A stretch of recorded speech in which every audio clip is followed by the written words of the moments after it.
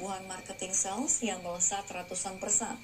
Pertumbuhan marketing sales terutama ditopang oleh lonjakan marketing sales di segmen residential.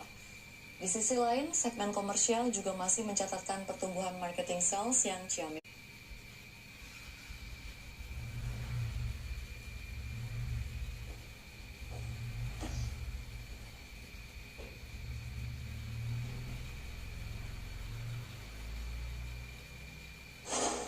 Elvan, apa kabarnya? Selamat pagi, Mbak. Kabar baik. Ya, Elvan, ini kalau misalkan kita lihat ya, sebelum kita masuk ke awal bulan November, tapi kalau kita melihat ke belakang sedikit begitu ya, secara month-to-month ini kan di bulan Oktober ya, IHSG sudah meningkat 0,29% begitu ya.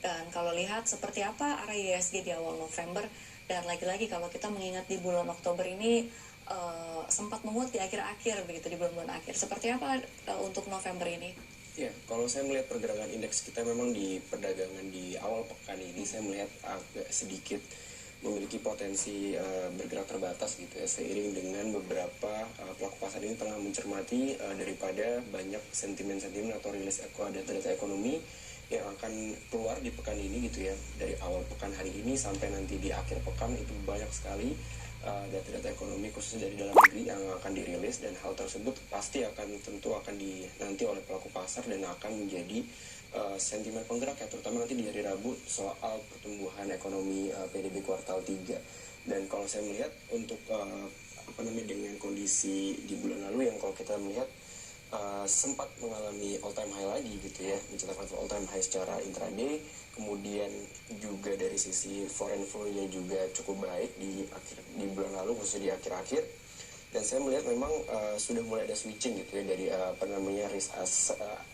dari aset-aset lain menuju masuk kembali ke equity market kita, khususnya ke emiten-emiten perbankan, dan kondisi banyak emiten-emiten konglomerasi yang saat ini juga sudah mulai profit taking, tapi di sisi lain emiten-emiten big caps kita sudah mulai bergerak. Tapi dengan kondisi tersebut, di satu sisi tekanan dari konglomerasi, di satu sisi ada sentimen positif dari emiten big banks seperti itu, dan saya merasa untuk pergerakan di minggu ini akan relatif lebih stagnan seperti itu ya. Oke.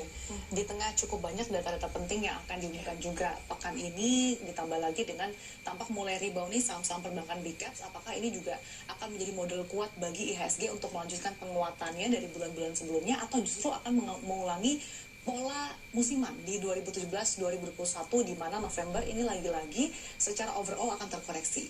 Ya, kalau saya melihat di emiten perbankan kan memang sangat cukup positif gitu ya. Kalau kita lihat dari sisi, walaupun dari sisi laporan keuangan masih kurang begitu cukup memuaskan, tapi dari sisi foreign itu sudah mulai